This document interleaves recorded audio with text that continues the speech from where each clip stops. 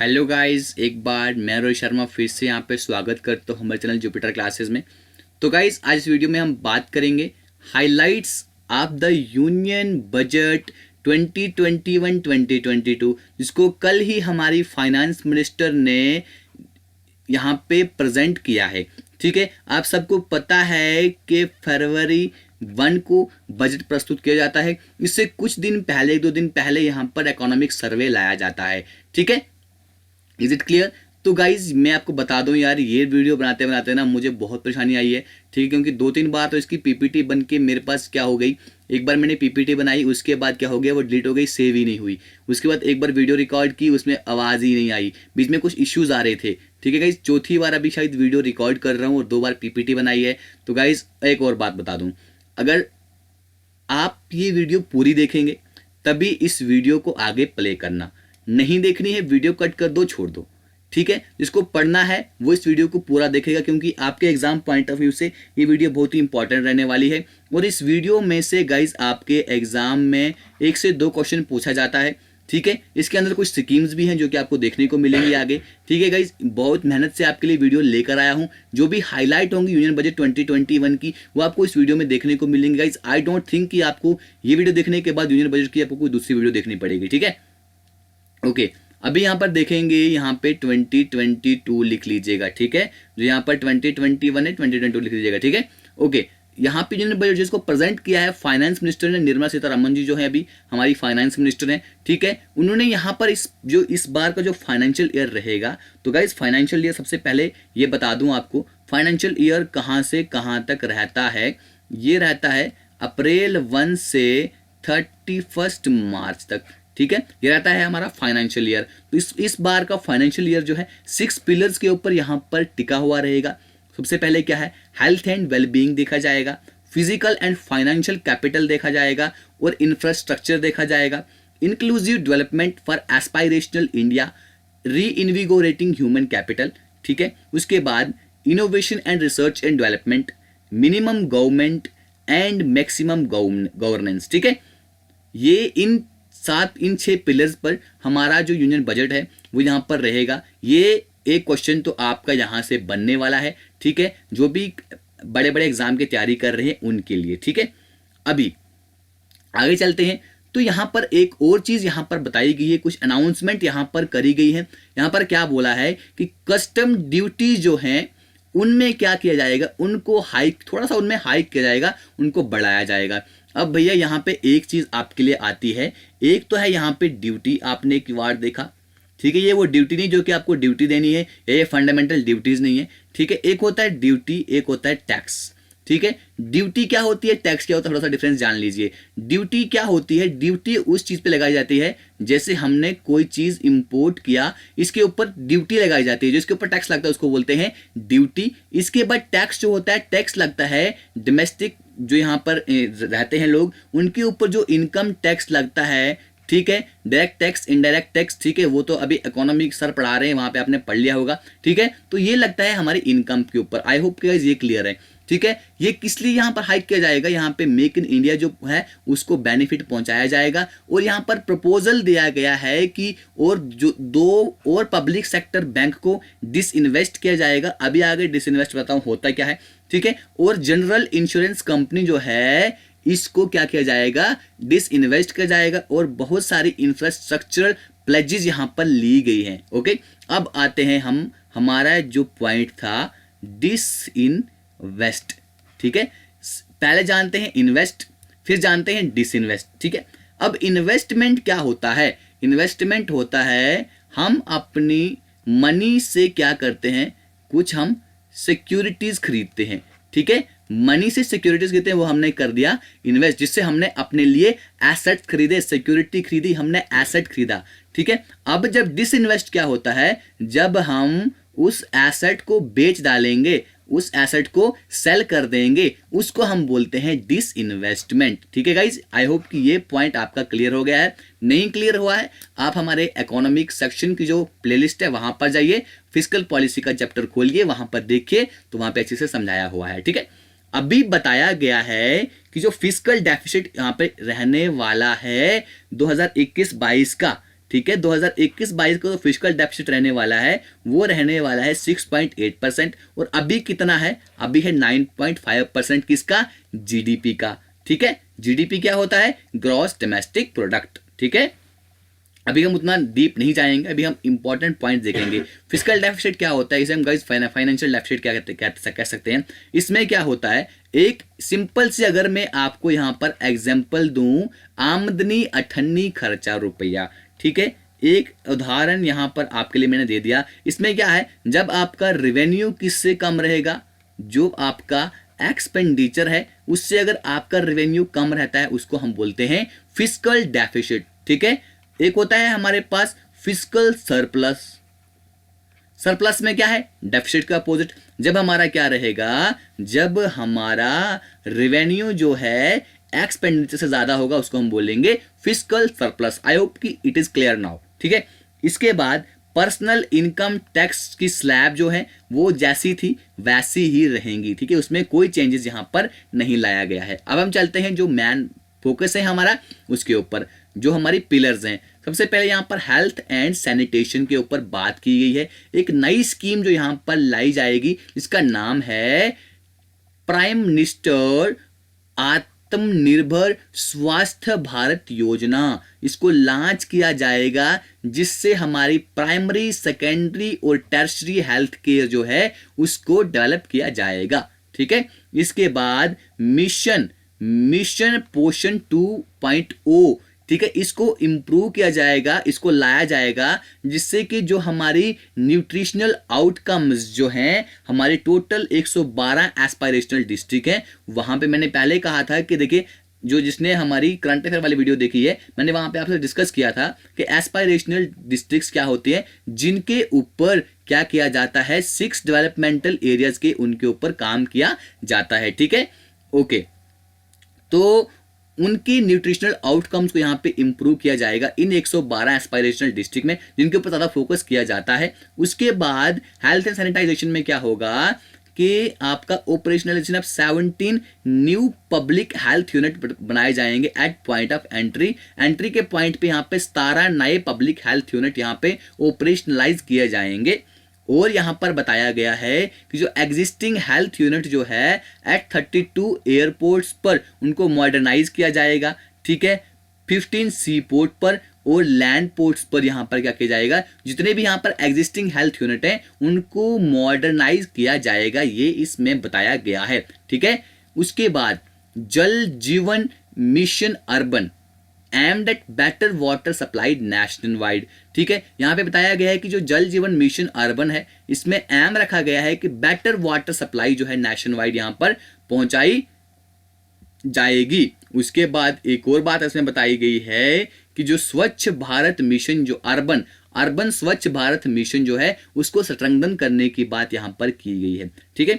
दूसरी बात चलते हैं अब एजुकेशन के ऊपर। अब यहां पर बोला है कि 100 यानी कि 100 न्यू सैनिक स्कूल जो है सेटअप किए जाएंगे। 100 नए सैनिक स्कूल यहां पर सेटअप करे जाएंगे। उसके बाद और बताया है कि 750 एकलव्य स्कूल, जो ट्राइबल एरियाज जो हैं वहां पे 750 एकलव्य स्कूल सेटअप करे जाएंगे।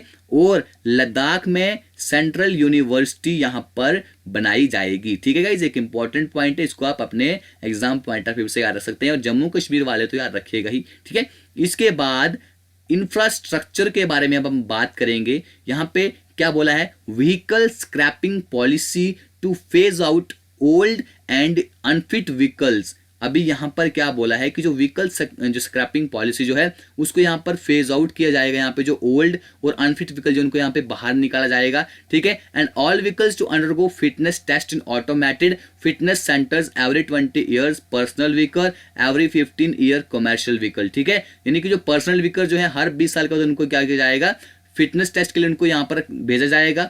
और हर 15 साल के बाद कमर्शियल व्हीकल जो है, ठीक है, तो उनको यहाँ पर फिटनेस सेंटर के लिए भेजा जाएगा। उनके बाद देखा जाएगा कि फिट है नहीं है, ठीक है, फिट है या अनफिट है, ठीक है। हाईवे एंड रोड वर्क जो है यहाँ पर अनाउंस किया गया है, कहाँ पर, केरला, तमिलनाडु, वेस्ट बंगाल एंड आसाम में, ठीक है। उसके बाद नेशनल एसेट मोनेटाइजिंग पाइपलाइन, इसको भी लॉन्च किया जाएगा। किसके लिए, जो हमारी मोनेटाइजेशन, एसेट मोनेटाइजेशन प्रोसेस है उसको मॉनिटर करने के लिए नेशनल एसेट मोनेटाइजिंग पाइपलाइन यहाँ पर लॉन्च करी जाएगी। ठीक है, इसके बाद नेशनल इंफ्रास्ट्रक्चर में क्या है, नेशनल रेल प्लान जो है इसको क्रिएट किया जाएगा। यहाँ पे जो रेलवे सिस्टम जो है फ्यूचर रेडी रेलवे सिस्टम 2030 तक इसको नेशनल रेल प्लान को क्रिएट किया जाएगा।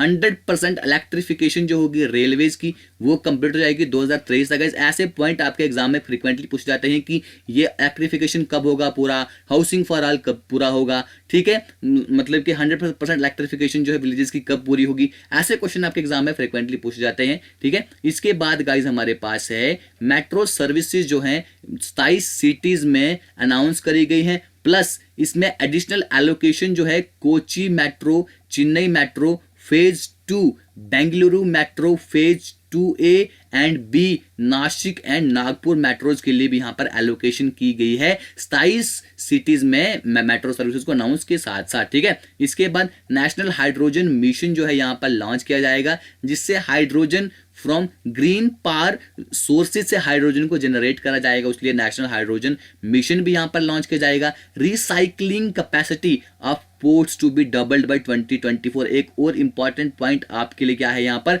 रिसाइकलिंग कैपेसिटी जो है पोर्ट्स की, ठीक है, उसको डबल किया जाएगा 2024 तक। गैस पाइपलाइन प्रोजेक्ट जो है उसको जम्मू एंड कश्मीर में यहाँ पे सेटअप करा जाएगा। जम्मू कश्मीर वालों के लिए इंपॉर्टेंट पॉइंट याद रखिएगा, प्रधानमंत्री उज्ज्वला योजना LPG स्कीम जो है यहाँ पे उसको एक्सटेंड करा जाएगा और 1 करोड़ और बेनिफिशरीज को इसके अंदर कवर किया जाएगा। ठीक है, इसके बाद अगर हम आगे बात करें टैक्स की, no IT filing for people above 75 years who get pension and earn interest from deposit. अभी यहाँ पर बताया गया है कोई भी इनकम टैक्स जो है उन लोगों के लिए नहीं होगा, ठीक है, जो 75 साल के ऊपर हैं जिनको पेंशन मिलती है। ठीक है, इज इट क्लियर। उसके बाद यहां पर बताया गया है कि जो IT असेसमेंट केसेस जो हैं, ठीक है, उनके लिए एक विंडो रीओपन किया जाएगा, उनके लिए एक विंडो को रिड्यूस्ड फ्रॉम 6 to 3 years। ठीक है, reopening window for IT assessment cases, यानी कि इनकम टैक्स असेसमेंट केसेस जो हैं उनके जो रीओपनिंग विंडो है उसको 6 से 3 साल तक कर दिया गया है, कम कर दिया गया है। जबकि अगर हम सीरियस टैक्स इवेजन देखें, ठीक है, जो यहाँ पे सीरियस टैक्स इवेजन होता है उस केसेस में रुपीज यानी कि 50 लाख, ठीक है, उस केसेस में 50 लाख या ज्यादा से ज्यादा हो, it can go up to 10 years। ठीक है, जो यहाँ पर उनके लिए रीओपनिंग विंडो है IT टैक्स केसेस के लिए, ठीक है, तो उनके लिए यानी कि अगर कोई सीरियस टैक्स इवेजन जो है उस केस में 50 लाख से ज्यादा उसको हम 10 साल तक कर सकते हैं। उसके बाद अफोर्डेबल हाउसिंग प्रोजेक्ट जो है उनको यहाँ पे टैक्स हॉलीडे मिलेगी 1 और साल के लिए। ठीक है, उसके बाद compliance burden of small trust whose annual receipt does not exceed 5 crore to be eased. अब यहाँ पर बोला है कि जो कंप्लायंस बर्डन जो है, जो छोटे छोटे ट्रस्ट होते हैं जिनकी एनुअल रिसीट जो है वो 5 करोड़ से ज्यादा एक्सीड नहीं करनी चाहिए। ठीक है, ड्यूटी ऑफ कॉपर, यहाँ पे जो कॉपर की ड्यूटी जो है उसको स्क्रैप कर दिया गया है, उसको 2.5% तक उसको कम कर दिया गया है। मैंने पहले कहा कि ड्यूटी किस पे लगाते हैं या आप मुझे कमेंट बॉक्स में बताएंगे। ठीक है, देखते हैं कितने बच्चे यार सीरियसली देख रहे हैं, हमारी मेहनत जो है फिर कहाँ काम आएगी। ठीक है, कस्टम ड्यूटी जो है गोल्ड और सिल्वर के ऊपर उसको रैशनलाइज किया जाएगा। Duty on naphtha reduce to 2.5, जो नाफ्था पे जो ड्यूटी लगाई जाती है, ठीक है, उसको कम किया जाएगा 2.5% से। ड्यूटी ऑन सोलर इन्वर्टर, जो सोलर इन्वर्टर जो होते हैं उसकी ड्यूटी को यहाँ पे 5 से 20% तक रेज किया जाएगा, बढ़ाया जाएगा। एंड ऑन सोलर लैंटर्न, जो क्या होती हैं, सोलर लैंटर्न जो होती हैं उनके ऊपर भी 5 से 15% का यहाँ पर क्या करने को देखने को मिलेगा, बढ़ोतरी देखने को मिलेगी। एंड ऑल नाइलन प्रोडक्ट, जितने भी नाइलन के प्रोडक्ट हैं उनके ऊपर 5% की कस्टम ड्यूटी यहाँ पर चार्ज करी जाएगी। टनल बोरिंग मशीन्स जो हैं, ठीक है, उनके ऊपर भी कस्टम ड्यूटी जो है 7% की लगाई जाएगी, जिसके ऊपर ये चीजें बढ़ाई जाएंगी। समझना है कि वो सब चीजें क्या होने वाली हैं, वो सब चीजें यहाँ पर हाई होने वाली है। ठीक है, क्या होने वाली है, उनका रेट जो है बढ़ने वाला है, कॉस्टलियर होने वाली है, डियर होने वाली है। ठीक है, कस्टम ड्यूटी जो है कॉटन के ऊपर उसको भी बढ़ाया जाएगा, 0 से पहले तो 0 था, अब उसको 10% तक यहाँ पर बढ़ाया जाएगा। Agricultural infrastructure and development cess proposed on certain items, जैसे कि यहाँ पर including urea, apples, crude soybean and sunflower oil, crude palm oil, kabuli chana and piece. अब इस बार फिर समझते हैं इसको। जो एग्रीकल्चरल इंफ्रास्ट्रक्चर जो है वो डेवलपमेंटल सेस जो है, सेस क्या होता है? टैक्स के ऊपर टैक्स। पहले एक टैक्स दोगे, उसके बाद दूसरा टैक्स देना पड़ेगा, उसको हम बोलते हैं सेस। ठीक है, एग्रीकल्चरल इंफ्रास्ट्रक्चर और डेवलपमेंट सेस जो है इन कुछ आइटम पर यहां पे रखा गया है, जैसे कि यूरिया, एप्पल जो है आपने यहां पर देख लिया। ठीक है, अब चलते हैं आगे, इकोनॉमी एंड फाइनेंस की तरफ अब हम रुक करते हैं। ठीक है, अब इसके बारे में देखते हैं क्या चीजें यहां पर डिस्कस की गई हैं। फिस्कल डेफिसिट मैंने पहले ही कहा, अभी कितना है? 9.5% है। एस्टिमेट किया जाएगा कि 6.8% जो 21-22 में ये रहेगा। ठीक है, यहाँ पे प्रपोज किया या एक प्रपोजल लाया है, स्टेट को यहाँ पर अलाउ किया जाएगा कि अपनी बोरोविंग को रेज कर सकते हैं। ये जो क्या है, ग्रॉस स्टेट डोमेस्टिक प्रोडक्ट जो इस साल का, उसको 4% से वो क्या कर सकते हैं, 4% तक वो अपनी बोरोविंग को बढ़ा सकते हैं। Unified securities market code, USMC इसको हम शॉर्ट में बोलते हैं, इसको क्रिएट किया जाएगा। Consolidated provision of the SEBI act, depositories act and 2 other laws. ठीक है, इनके प्रोविजन को कंसोलिडेट किया जाएगा, SEBI act, depositories act, 2 other laws. ठीक है, और बाकी 2 लॉज हैं उनको यहाँ पर क्या किया जाएगा, उनके प्रोविजन को कंसोलिडेट करके यूनिफाइड सिक्योरिटी मार्केट कोड को यहाँ पे क्रिएट किया जाएगा। Proposal to increase FDI limit from 49% to 74%। अभी प्रपोजल लाया गया है कि जो फॉरेन डायरेक्ट इन्वेस्टमेंट की लिमिट जो थी यहां पर, उसको इंक्रीज किया जाएगा 49% से। ठीक है, पहले कितनी थी? 49% थी, उससे 74% इसको बढ़ाया जाएगा। उसके बाद एसेट रिकंस्ट्रक्शन कंपनी, ARC आपने शॉर्ट में सुना होगा, जो एसेट रिकंस्ट्रक्शन कंपनी जो है उसको सेटअप किया जाएगा जो स्ट्रेस्ड लोन है उनके ऊपर। ठीक है, परसों इसके बारे में हमने डिस्कस किया था। अगर आप करंट अफेयर डेली फॉलो कर रहे हैं तो आपने इसके बारे में पढ़ा होगा। डिपॉजिट इंश्योरेंस जो है उसको 1 लाख से 5 लाख तक बैंक डिपॉजिटर्स के लिए इसको इंक्रीज किया गया है, बढ़ाया गया है। ठीक है, और यहां पर एक और बात करी गई है कि जो लिमिटेड लायबिलिटी पार्टनरशिप एक्ट 2008 का है, इसको डिक्रिमिनलाइज करने के लिए प्रपोजल यहां पर लाया गया है। 2 PSU जो 2 पब्लिक सेक्टर अंडरटेकिंग बैंक हैं, और जनरल इंश्योरेंस जो है, मैंने पीछे ही कहा था, जो फर्स्ट सेकंड स्लाइड थी, कि उनको यहां पर क्या किया जाएगा, उनको यहां पर डिसइन्वेस्ट किया जाएगा।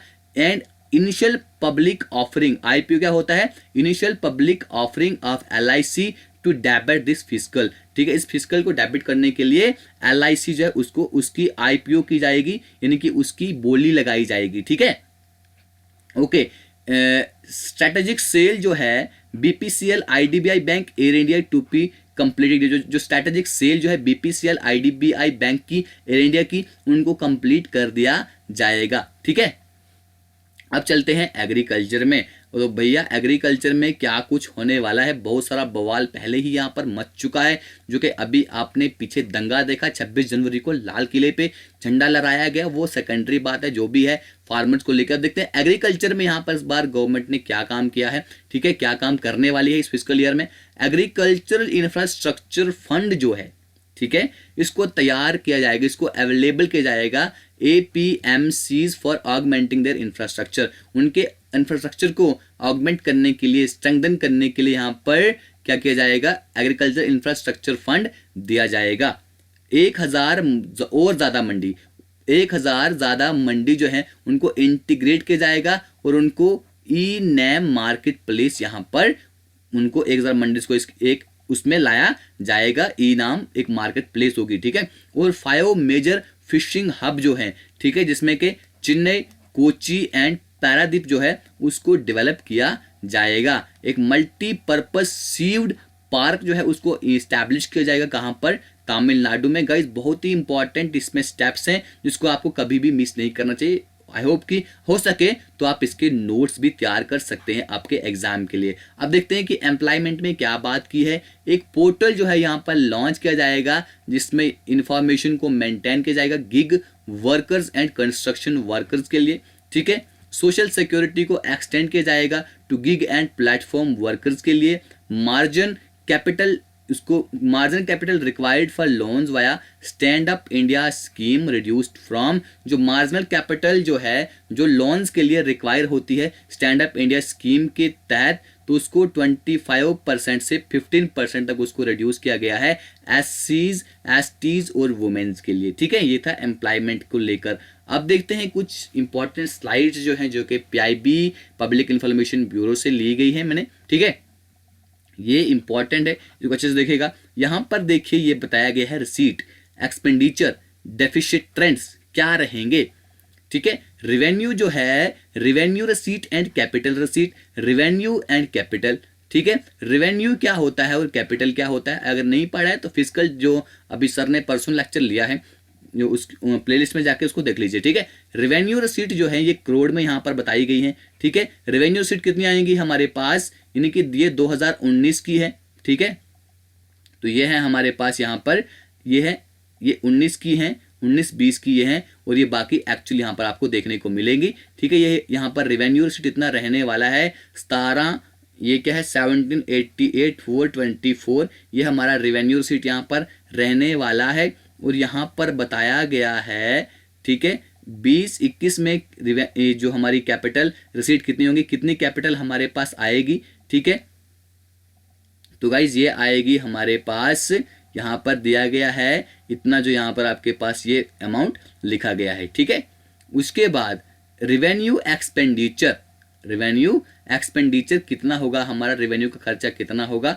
यहाँ पे आप इन स्लाइड्स को अच्छे से पढ़ सकते हैं। उसके बाद कैपिटल एक्सपेंडिचर कितना होगा हमारा, जो कि आपके स्लाइड में सामने सामने दे रखा है। अब यहाँ पे डेफिसिट ट्रेंड यहाँ पे बताया गया है, जीडीपी का कितना परसेंट होगा। ठीक है, जो एक्चुअल है यहाँ पर 19-20 का। ठीक है, यहाँ पर आप देख रहे होंगे कि 19-20 का जो एक्चुअल है यहाँ पर वो कितना है, ये देखिए यहाँ पर इन्होंने बताया है। ठीक है, इसके बाद 20-21 का जो यहाँ पर क्या रहेगा, बीई जो यहाँ पर रहेगा ये कितना रहेगा, इफेक्टिव रेवेन्यू डेफिसिट, ये सब चीज़ें इन्होंने यहाँ पर बताई है। ठीक है, अब आगे चलते हैं, एक और स्लाइड की तरफ देखते हैं। अभी यहाँ पर इन्होंने बोला है कि सेंट्रल गवर्नमेंट जो है वो एक्सपेंडिचर उनका कितना रहेगा 21-22 के लिए, तो पेंशन के लिए उनका इतना करोड़ रहेगा, डिफेंस के लिए इतना करोड़ रहेगा। तो गाइज ये आपको करोड़ वरोड़ कुछ याद नहीं रखने हैं। ठीक है, तो बस सिंपल सा एक आप इनको आप एक नज़र कर सकते हैं। ठीक है, ये आपके इतना छोटा डिस्कस नहीं पूछते हैं। हाँ, अगर ग्रैंड टोटल पूछा जा सकता है आपको, तो ग्रैंड टोटल आप बता सकते हैं कितना है, 1, 10, 100,000, 10,000, लाख, 10 लाख। ठीक है, तो 34,83,236 करोड़ जो है यहाँ पर टोटल सेंट्रल गवर्नमेंट के ऊपर एक्सपेंडिचर किया जाएगा। ठीक है, अब इसके आगे चलते हैं, सोर्सेज ऑफ डेफिसिट फाइनेंसिंग। अब डेफिसिट फाइनेंसिंग क्या होता है, मान लीजिए कि अगर हमारा रेवेन्यू क्या है, कम है, और हमारा एक्सपेंडिचर ज़्यादा है, तो इस केस में क्या होता है, डेफिसिट फाइनेंसिंग होती है। यानी कि मान लीजिए कि जो बैंक है, ठीक है, मान लीजिए कि ये एक बैंक है। ठीक है, ये एक बैंक है, ये आरबीआई है। ठीक है, ये एक बैंक है, ये आरबीआई है। मान लीजिए इस बैंक का क्या है, रेवेन्यू क्या हो गया है, इस रेवेन्यू कम है और एक्सपेंडिचर ज़्यादा है। ठीक है, इसका क्या हो गया है, डेफिसिट हो गया है। ये गवर्नमेंट है मान लीजिए, अब ये इसको बोलेगी आरबीआई को, या तो इससे लोन लेगी।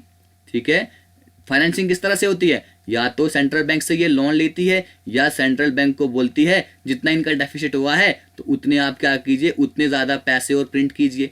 ठीक है, या तो ये हो सकता है, या फिर एक और चीज़ होती है, या तो ये इंटरनेशनल जो क्या है हमारी, जैसे आईएमएफ है, इंटरनेशनल मॉनेटरी फंड, या हमारा वर्ल्ड बैंक है, वहाँ से ये बोरोविंग कर सकती है। ठीक है, उससे डेफिसिट फाइनेंसिंग होती है। अभी यहाँ पर इन्होंने बोला है मार्केट से बोरोविंग करेंगे। ठीक है, सिक्योरिटीज़ को यहाँ पर बेचेंगे, स्टेट की जो प्रोविडेंट फंड है उनको यहाँ पर बेचेंगे। ठीक है, तो ये सब चीज़ें इन्होंने बताए हैं कि इन सब चीज़ों से को लेकर यहाँ पर डेफिसिट फाइनेंसिंग करी जाएगी। ठीक है, डेफिसिट को फाइनेंस किया जाएगा, जो भी हमारा घाटा आ रहा है उसको पूरा किया जाएगा। इसके बाद हेल्थ एंड वेलबींग में कितना एक्सपेंडिचर यहाँ पे किया जाएगा।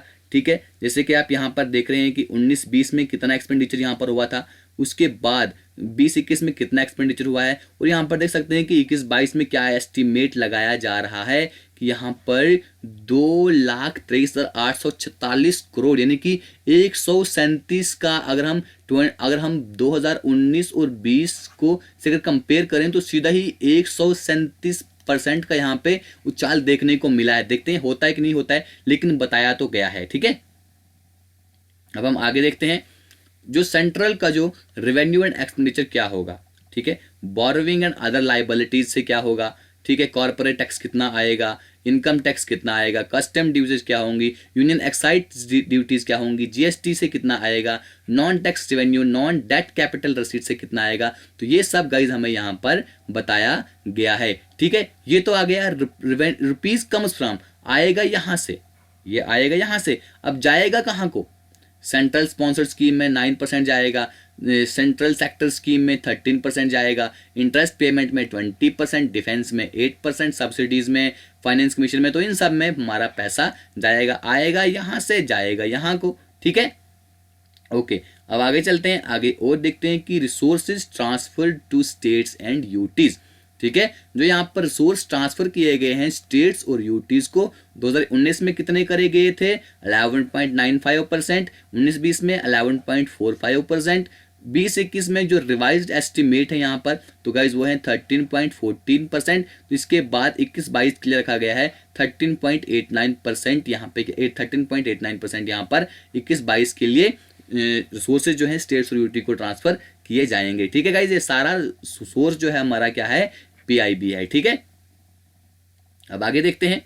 तो गाइज ये था हमारा आज का डिस्कशन। आई होप कि आप सब बच्चों ने इसको लास्ट तक देखा होगा। अगर अच्छी लगती है गाइज हमारी एफर्ट, हमारी कोशिश, हमारी मेहनत आपके लिए, तो वीडियो को हमारी लाइक कर दीजिए, चैनल को सब्सक्राइब कीजिए। ठीक है, और वीडियो को शेयर जरूर कीजिए ताकि आपके भाई बंधु सखे फ्रेंड्स इस वीडियो को देख सकें। ठीक है, और वो भी कुछ चीज़ों के बारे में जान सके बजट को लेकर। तो गाइस वीडियो खत्म करते हैं। Thank you, God bless you all, love you all, जय हिंद।